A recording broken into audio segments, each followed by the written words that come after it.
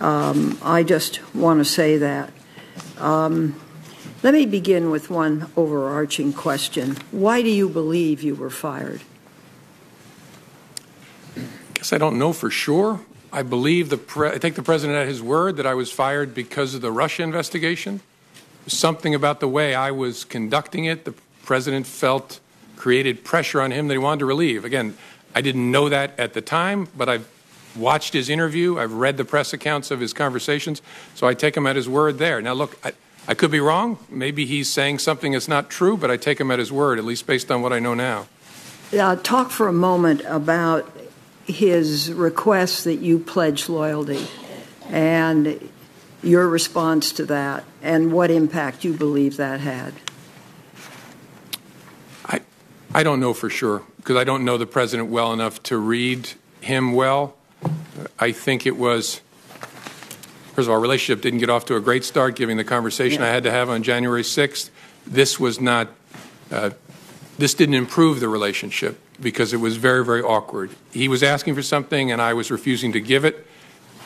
But again, I don't know him well enough to know how he reacted to that exactly. Do you believe the Russia investigation played a role? And why I was fired? Yes. Yes, because I've seen the president say so. Let's go to the Flynn issue. Senator Risch outlined, I hope you could see your way to letting Flynn go. He's a good guy. I hope you can let this go. But you also said in your written remarks, and I quote, that you had understood the president to be requesting that we drop any investigation of Flynn in connection with false statements about his conversations with the Russian ambassador in December, end quote. Please go into that with more detail. Well, the context and the president's words are what led me to that conclusion. As I said in my statement, I could be wrong, but Flynn had been forced to resign the day before. And the controversy around General Flynn at that point in time was centered on whether he had lied to the vice president about the nature of his conversations with the Russians, whether he had been candid with others in the course of that. And so that happens on the day before. On the 14th, the president makes specific reference to that. And so that's why I understood him to be saying that what he wanted me to do was drop any investigation connected to Flynn's account of his conversations with the Russians. Now, here's the question. You're big, you're strong. I know the Oval Office, and I know what happens to people when they walk in. There is a certain amount of intimidation. But why didn't you stop and say, Mr. President, this is wrong. I cannot discuss this with you?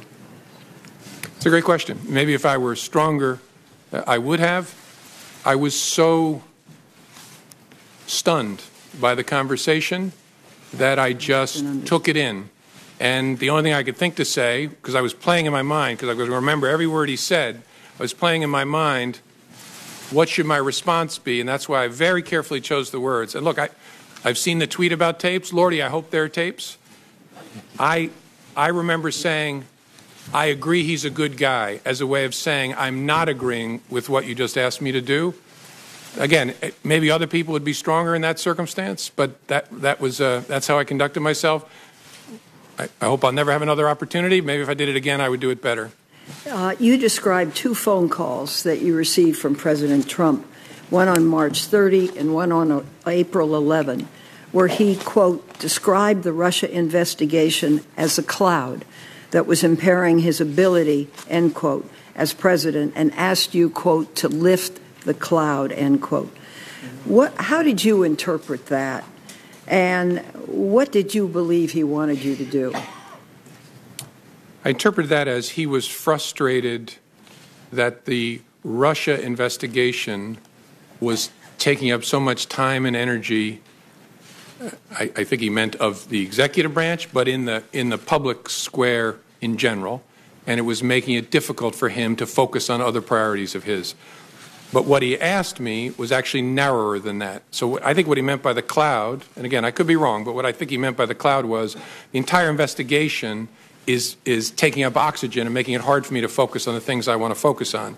The ask was to get it out that I the president am not personally under investigation. After April 11th, did he ask you more ever about the Russia investigation? Did he ask you any questions? We never spoke again after April 11th. You told the president, I would see what we could do. What did you mean? That was kind of a slightly cowardly way of trying to avoid telling him we're not going to do that, that I would see what we could do. It was a way of kind of getting off the phone, frankly. And then I turned and handed it to the acting Deputy Attorney General, Mr. Bente. So I wanted to go into that. Who did you talk with about that, lifting the cloud, stopping the investigation back at the FBI, and what was their response? Well, the FBI, during one of the two conversations, I'm not remembering exactly, I think the first, my chief of staff was actually sitting in front of me and heard my end of the conversation because the president's call was a surprise. And I discussed the lifting the cloud and the request with the senior leadership team, who typically, and I think in all these circumstances, was the deputy director, my chief of staff, the general counsel, the deputy director's chief counsel, and I think in a number of circumstances, the number 3 in the FBI, and a few of the conversations included the head of the National Security Branch. So that group of us that lead the FBI when it comes to national security. Okay. You have the President of the United States asking you to stop an investigation that's an important investigation. What was the response? I think they were as shocked and troubled by it as I was. Some said things that led me to believe that. I don't remember exactly, but the reaction was similar to mine. They're all experienced people who had never experienced such a thing.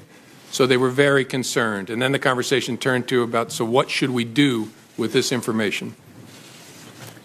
And that was a struggle for us because we are the leaders of the FBI. So to us, in that I heard it and now I've shared it with the leaders of the FBI, our conversation was, should we share this with any senior officials at the Justice Department? Our absolute primary concern was we can't infect the investigative team.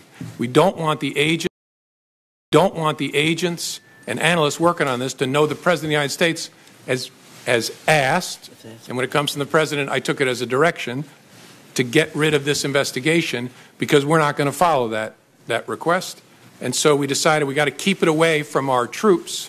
But is there anybody else we ought to tell at the Justice Department? And as I laid out in my statement, we considered whether to tell the Attorney General, decided that didn't make sense because we believed, rightly, that he was shortly going to recuse. There were no other Senate-confirmed leaders in the Justice Department at that point. The Deputy Attorney General was Mr. Bente, who was acting and going to be shortly in that seat. And we decided the best move would be to hold it, keep it in a box, document it, as we had already done, and then this investigation is going to go on, figure out what to do with it down the road. Is there a way to corroborate this? Our view at the time was, look, it's your word against the President's. There's no way to corroborate this. My view of that changed when the prospect of tapes was raised, but that's how we thought about it then. Thank you. Thank you, Mr. Chairman. Senator Rubio. Thank you.